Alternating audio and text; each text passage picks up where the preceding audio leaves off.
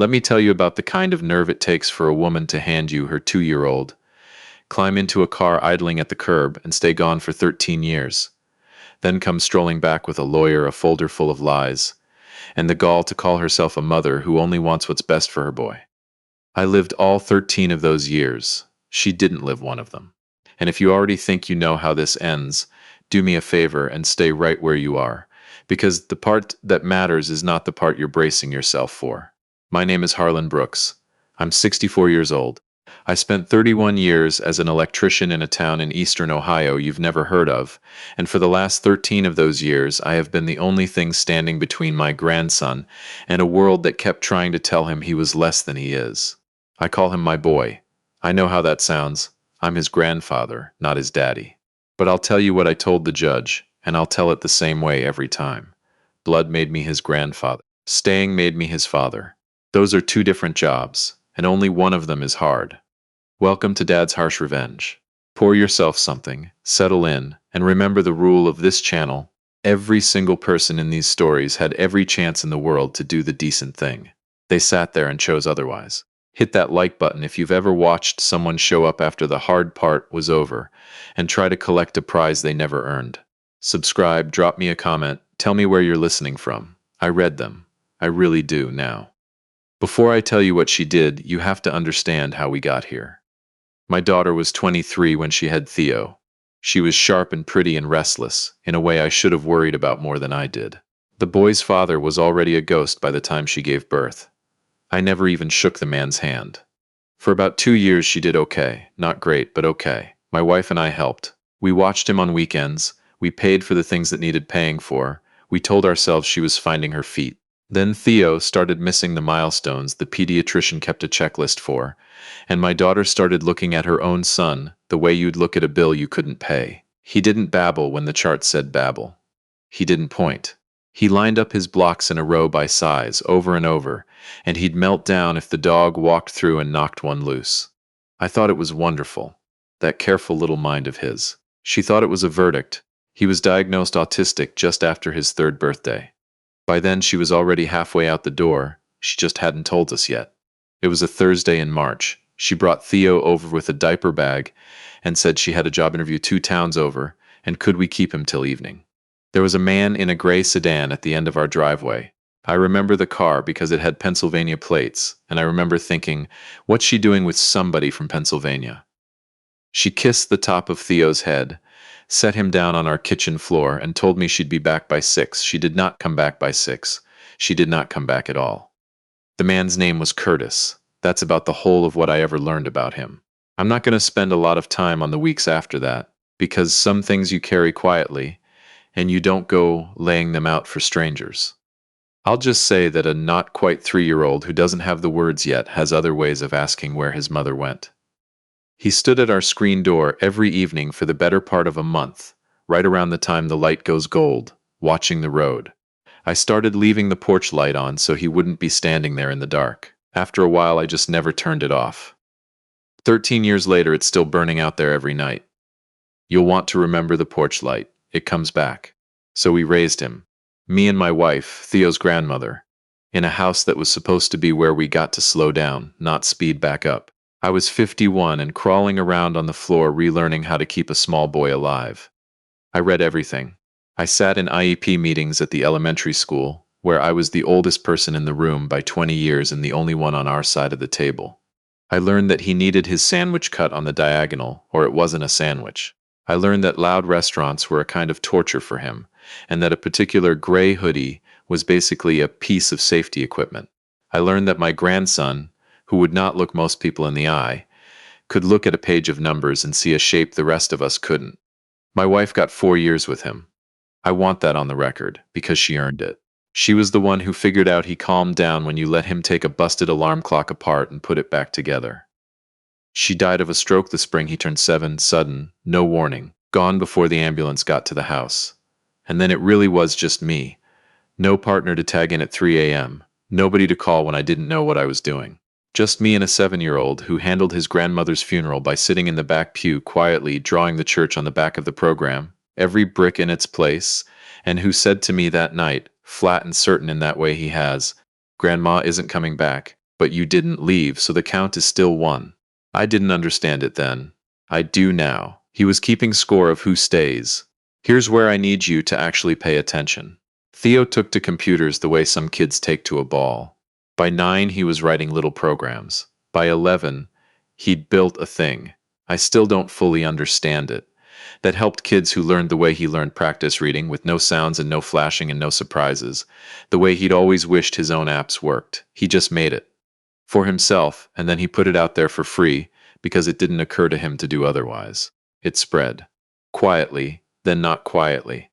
Special ed teachers started using it. Parents wrote in.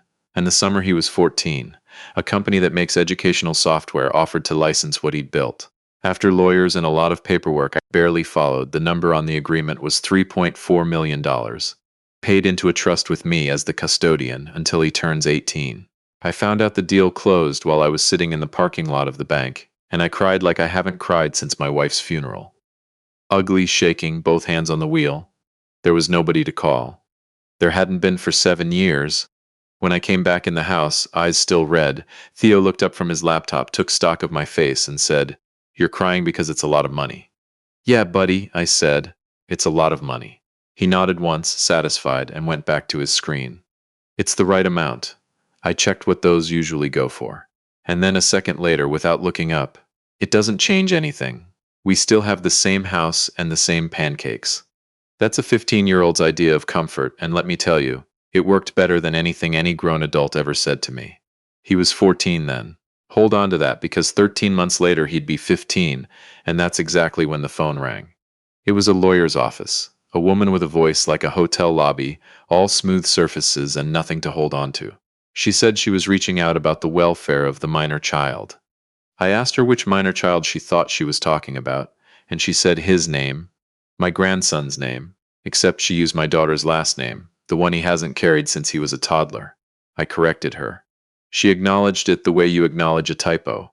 Then she told me her client had real concerns about how this young man's resources are being managed and wanted to open a conversation about oversight. I sat down at my kitchen table. I asked her who her client was. There was a pause. Lawyers charge for those pauses. "Your daughter," she said. I want to describe what went through me right then, but I don't think the words exist in plain English. It was somewhere past anger and just short of laughing out loud. It was the feeling you get when somebody who quit the team in the first quarter shows up in the fourth, wanting their championship ring. I went very quiet. The dangerous kind of quiet, the kind my late wife used to warn people about.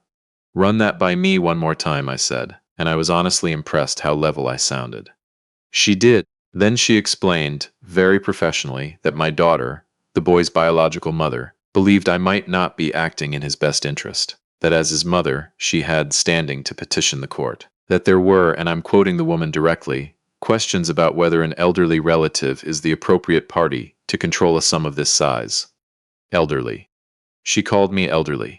I'm 64 and I can still pull 12 hours of conduit in an attic in August, but fine. I set the phone down on the table. Walked to the back window. Out in the yard, under the maple where he always sits, Theo had his sketchbook open and a pencil going, completely at peace. No idea his mother had just reappeared after 13 years to take a run at his money. I stood there a while. Then I picked the phone back up and told the lawyer her client was welcome to try. 3 days later, my name was in the newspaper. I still don't know how she moved that fast. Money buys speed, I guess. And grandfather accused of exploiting his autistic grandson's millions is the kind of headline that practically types itself. By that Friday, people I'd done electrical work for 20 years ago were calling the house. A reporter knocked on my door at 7 in the morning, looking like she'd done nothing wrong in her life. And here's the piece that genuinely knocked the wind out of me. My daughter didn't just come back with a lawyer. She came back with paperwork, forged emails dressed up to look like they came from my account, talking about managing his earnings in language I would never use. A doctored timeline suggesting I'd push the licensing deal for my own benefit. She'd built a story so clean and so heartbreaking it didn't need to be true to work. A desperate mother, kept from her vulnerable son for years, fighting to rescue him from an old man cashing in on his gift. People were already running with it before I'd said a single word in my own defense. Overnight I went from the man who stayed to the man who stole. I sat at that kitchen table Friday night, reading the comments under one of those articles, and I felt something I hadn't felt in a long time. Real fear. Not for me. I could take whatever they threw at me. I was afraid of what this circus was going to do to the one boy in the world who needed the ground to stop moving under him. My lawyer, Doug Feldman, good man, did our wills, not exactly a courtroom shark, sat across from me the next morning and said we needed to move fast. Press statement, financial audit, character witnesses, the works. I nodded along. My mind was already running back through 13 years of receipts and records and signatures, every single one of them mine and only mine. I had the truth. I wasn't scared of the truth. I was scared of all the noise that would get to land before the truth could. And that's when Theo walked into the kitchen with the black binder. I'd seen that binder around for months. I assumed it was a school thing. He set it on the table, pulled out a chair, sat down, and looked from me to Doug and back with that expression of his that most people read as blank and I read like a paragraph. "I've been waiting for this," he said. "I started getting ready 8 months ago. Theo, I started." He held up one hand, just the one, calm as Sunday. "Grandpa," he said, "let me handle it." And right there is where the real story starts. Hang on, because what that boy had been quietly putting together while I was busy worrying about him was not something either his mother or I ever saw coming. If you've made it this far and you want more stories like this one, it genuinely does help to tap that like button. That's it. That's the whole ask. Thank you. Now let me tell you what was in the binder. You want to know what 13 years of loving a kid looks like when somebody tries to use it against you in a courtroom.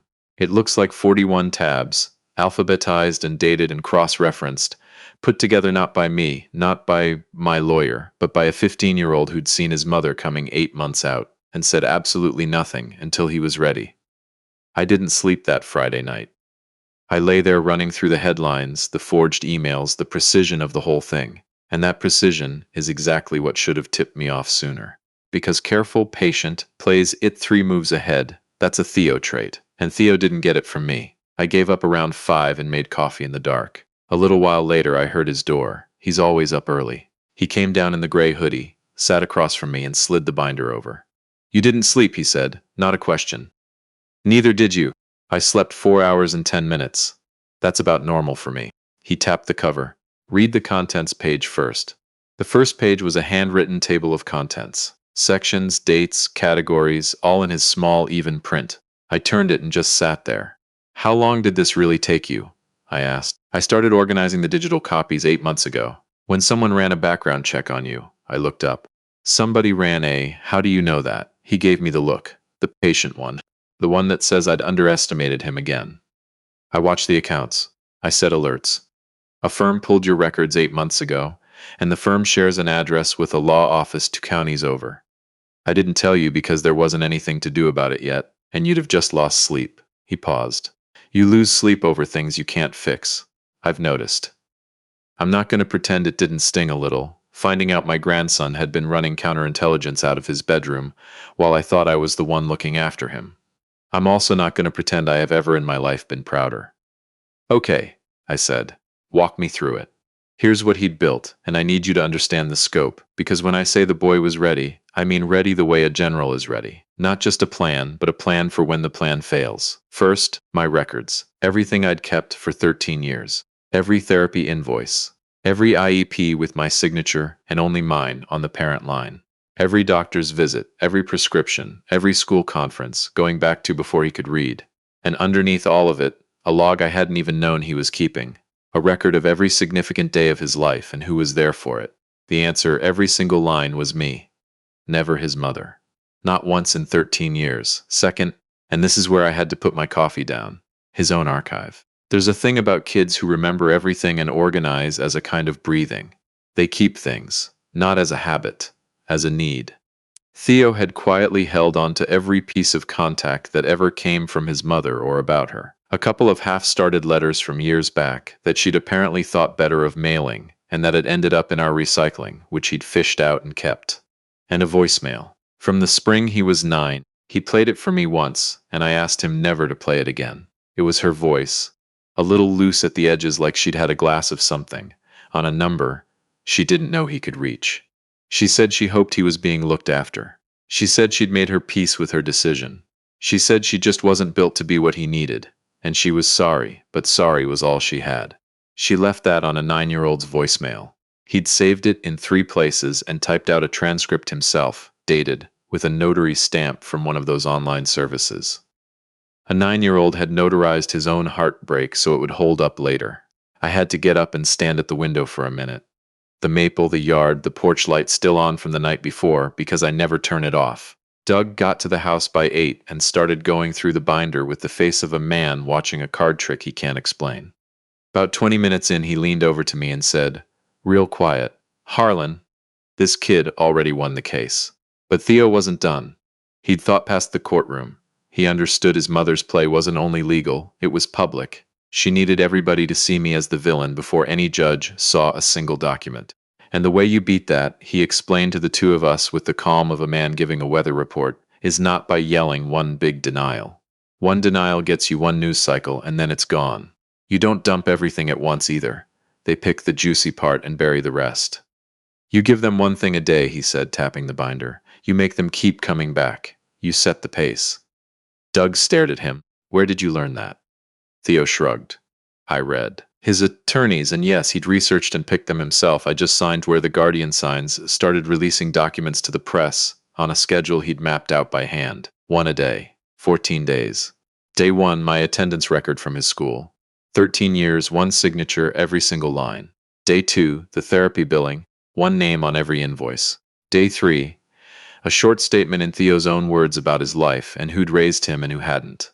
Day 4, the notarized voicemail. By day 4, the tone of the coverage had flipped so hard I barely recognized it. The same outlets running elderly relative under scrutiny were now running headlines I won't repeat because I don't need her lawyers any twitchier, but the word fraud started showing up, and it wasn't pointed at me. By day 6, her lawyer put out a statement calling our releases an emotionally manipulative campaign, and Theo read it and nodded and said, "Good, that means it's working." By day 10, 2 reporters who'd run her version first quietly published corrections. By day 12, Curtis, remember Curtis, the gray sedan Pennsylvania plates, had apparently decided this was a great moment to be impossible to reach for comment. And through every bit of it, every headline and every phone call from Doug saying you need to see this, my grandson sat under the maple with his sketchbook and drew. He'd come in now and then, check something on his laptop with the brisk little movements of a man running a portfolio, and go right back out. One evening I brought him a glass of iced tea and stood there a minute. "This doesn't get to you?" I asked. Any of it kept drawing. "She got to me," he said, "when I was 4 and 5 and 6. A pause. "She doesn't have that kind of access anymore." I didn't have one single thing to say to that, so I drank my tea and let the porch light come on by itself the way it does. The final hearing was set for a Thursday in October. The night before, Theo came and found me in the living room, sat down and said he wanted to make her an offer. I asked what kind. He said he wanted to give her one clean way out, drop the petition, sign away any future claim, and just go, and in exchange he'd stop the releases and never speak of her in public again. And if she said no? He looked toward the hall closet, where I now knew he kept a box I hadn't known existed. "Then I show her the cards," he said. 12 birthday cards. 1 a year from the time he was 4. A little boy's idea of his mother, drawn from the only distance he had, across an empty driveway. He'd made one every birthday and never sent a single one. And she was about to see all 12, in order, in a room full of people. There are moments that are built so perfectly, so exactly fair, that afterward your brain refuses to file them as a normal memory. What happened in that courtroom is one of mine, and I've turned it over every day since. Not because it hurt, but because in 64 years on this earth, I have never seen anything cleaner. I woke up at 4:30 the morning of the hearing and lay there listing everything that could go wrong, which is a hobby of mine that has never once helped. When I gave up and went downstairs, Theo was already at the kitchen table, in a navy suit he'd picked out himself, binder open, and a plate of pancakes in the middle of the table that he'd made for the both of us.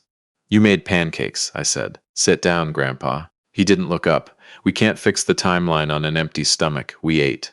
We didn't talk much, which suited us. Then he closed the binder and looked at me and said there was something he needed me to hear first. "Whatever happens today," he said, "you didn't fail me. I know you still think about those weeks when I was little, when I stood at the door. I know you blame yourself for not seeing her coming sooner." He held my eyes, which he almost never does. "You should stop. You stayed. That's the whole story. Everything else is just details. I opened my mouth and nothing came out. He nodded like that settled it, picked up his binder and stood. We should go in 15 minutes or we'll catch the school traffic on the bridge. I laughed and wiped my face and said, "Okay, son." The courthouse downtown is the kind of gray stone building they designed specifically to make you feel small. My daughter was already there when we came in, near the front steps with her lawyer and two other people in expensive coats, all of them radiating that confidence people have right before they find out the ground has shifted. She looked good. 13 years had been gentle with her in the way money usually arranges. She looked at me when I walked past, and I looked back, and I felt nothing. I think that's what surprised her most. She'd come ready for my anger, and instead she got a tired electrician finishing the last bite of a pancake he'd wrapped in a napkin for the road. Then she looked at Theo, and for a half instant something moved across her face that I can only call a complicated kind of grief, there, then locked away before it could turn into anything she'd have to feel. He looked back at her the way he looks at most things. Steady, curious, completely unafraid. He gave her a small, polite nod, the kind you'd give a stranger holding a door, and she flinched. I saw it. I won't walk you through every minute of the hearing, because watching Doug and Theo's attorneys work with 14 days of carefully released documentation behind them was less like a legal fight, and more like watching somebody calmly set a finished 1,000-piece puzzle in front of a person who'd been insisting the pieces were fake. Her lawyer was good. She pushed hard on the document releases, called them harassment, tried to spin the voicemail as out of context. The voicemail of a mother saying she wasn't built to raise her own child. I'll let you decide how much context was missing there. By mid-morning, even I could read it in the room. The judge, a silver-haired woman named Eleanor Pruitt, who looked like she'd seen every flavor of human foolishness and been mildly let down by all of them, had the settled expression of someone who'd already made up her mind and was just letting the clock run out the process. At the recess, Theo stood, buttoned his jacket, and told his attorney he wanted to make the offer now, before they reconvened. I'd known it was coming. Knowing it's coming and watching it happen are two different animals. The attorney carried a sealed envelope to her lawyer. One typed page, I'd read it the night before. 3 short paragraphs, far more measured than I could have managed. Drop the petition for good, sign away any future claim to his money or his life, and go, and in exchange he'd stop the releases, file nothing for defamation, and never speak her name in public again. Her lawyer read it. Conferred with my daughter in a low voice in the corner. I watched my daughter's face do the math, weighing, calculating, hunting for a move she didn't have. Then she looked up, straight at Theo, and shook her head. I still don't know what she thought was going to happen. Maybe she figured he was bluffing. Maybe 13 years of being gone had convinced her she still held a card. Maybe she just couldn't make herself walk away with nothing. Whatever it was the wrong call, and Theo had planned for the wrong call. He turned to me for just a second, and I saw something I hadn't seen since he was very small. Not quite pain, something older than pain, something he'd folded up and put away years ago, just visible for a heartbeat on its way out the door for good. Then it was gone. He reached into the case his attorney was carrying and took out a flat box wrapped in brown paper and handed it to the court officer with a quiet instruction. When we reconvened and that box was opened in front of the bench, Judge Pruitt looked at what was inside with an expression I will keep for the rest of my life. Because it wasn't legal paper. It was 12 birthday cards, made by hand, one for every year from age 4 to 15, laid out in order. The first one, age 4, was bright. Reds and yellows, big clumsy crayon. A woman drawn the loose-reaching way a little kid draws someone he misses and can't explain why. She was facing away. But the colors were hopeful, and in the corner he'd drawn a tiny yellow house with a tiny yellow light over the door. By age 6 the colors had cooled, grays creeping in at the edges, the woman smaller in the frame, further off. By age 9 she was barely there, a shape, a suggestion, and most of the card was taken up by something else, a house, a porch, an old man at a kitchen table, a light burning over the door. By 12 she was gone from the card entirely, and what was left was the yard, the maple, the table in the window, and a boy underneath the tree with a sketchbook, perfectly at peace. The last card, age 15, was different from all of them. No woman, no grief, no searching. Just the front of our house in the early morning, the maple catching the light, and the porch light still on over the door. And along the bottom, in his small steady print, no title, just a line. I left the porch light on the whole time.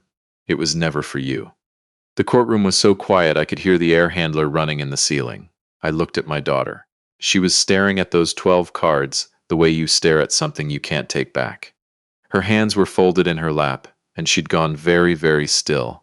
And for the first time since she'd come marching back in with her lawyer and her forged emails and her store-bought motherhood, she looked like exactly what she was, a person who'd made a choice a long time ago, and was only right now learning the full price of it. Her lawyer leaned in and said something. My daughter closed her eyes. The petition was withdrawn before noon. She left the courthouse without a word, no statement, no last gesture. Walked out the front doors, got into a car and was gone, the same way she came 13 years before. I stood on the courthouse steps in the cold October air and felt something I hadn't felt in longer than I could say. Not silence. Quiet. The particular kind that only shows up when something that's been pressing down on you for years finally, all the way, lifts off. Theo came and stood beside me. We watched the traffic a minute, both of us just breathing. How do you feel? I asked him. He thought about it, honestly, the way he thinks about everything. Finished, he said. Yeah, I said. Me too. He looked up at me. Can we get breakfast? You only had 3 pancakes. I laughed so hard it bounced off the courthouse stone. Yeah, buddy, I said, and put my arm around his shoulders. We can absolutely get breakfast. We went to the diner on Maple Street, the one we've been going to since he was 7, where the woman behind the counter knows his order and has never once made him say it twice. We took our usual booth by the window and ordered the usual. The sun came in low the way it does in October, the way that makes everything look like it's worth painting. Theo opened his sketchbook to a clean page and started to draw, and I drank my coffee and watched the street and didn't say a word, because some mornings don't need any. That last card hangs in his room now, framed, good light on it. He framed it himself. I asked him once why that one, why not one of the early ones with all the color. He said, because it's the only one that's true. It's the one where I quit waiting at the door. I looked at it for a while, the house, the maple, the light over the door. Is that me? I asked. The porch light? He almost smiled. Theo almost smiling is worth more than most people's whole laugh. It's always been you, he said. He didn't need saving. He never did. He just needed one person who would leave the light on and stay in the house, and I will leave it on and stay for as many days as I've got left.